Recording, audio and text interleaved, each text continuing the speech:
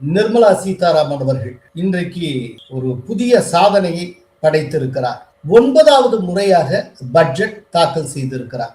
2019 மே 31ஆம் தேதி அவர் இந்தியாவின் நிதி அமைச்சராக பொறுப்பேற்றார். அதாவது ஒரு ஃபுல் டைம் பெண் நிதி அமைச்சர் அப்படிங்கிறது இந்தியாவை பொறுத்தளவுல அவங்க தான். அதற்கப்புறம் அவங்க தொடர்ந்து 6 ஃபுல் பட்ஜெட்டையும் 2 இடைக்கால பட்ஜெட்டையும் தாக்கல் செய்திருக்கிறார். அவர் பதவியேற்ற நாள்ல இருந்து நீங்க கணக்கு பண்ணீங்கன்னா இதுவரை நிதி அமைச்சராக அவர் 6 ஆண்டுகள் 8 மாதத்தை பூர்த்தி செய்திருக்கிறார். அதன் அடிப்படையில் பார்த்தா இந்தியாவில் மிக நீண்ட காலம் நிதி அமைச்சராக இருந்தவர் நிர்மலா சீதாராமன் என்கிற பெருமை அவருக்கு சேருகிறது. அவருக்கு அடுத்தபடி 6 வருஷம் 2 மாசம் நிதி அமைச்சராக இருந்து செகண்ட் பிளேஸ்ல இருக்கக்கூடியவர் 1950ஸ்ல பைனான்ஸ் மினிஸ்டராக இருந்த சிடி தேஷ்முக்.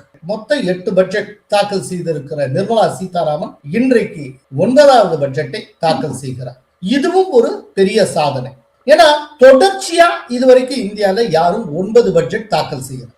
ப. சிதம்பரம் 9 பட்ஜெட் தாக்கல் செய்திருக்கிறார். மொரார்ஜி தேசாய் 10 பட்ஜெட் தாக்கல் செய்திருக்கிறார். ஆனா அவங்க விட்டு விட்டு தாக்கல் செய்திருக்காங்க. இல்ல நமக்கு என்ன பெருமைனா நம்முடைய தமிழகத்து பெண்மணி திருச்சியில படிச்சவர் ஒரு தமிழச்சி. ஒரு தமிழச்சியின் சாதனை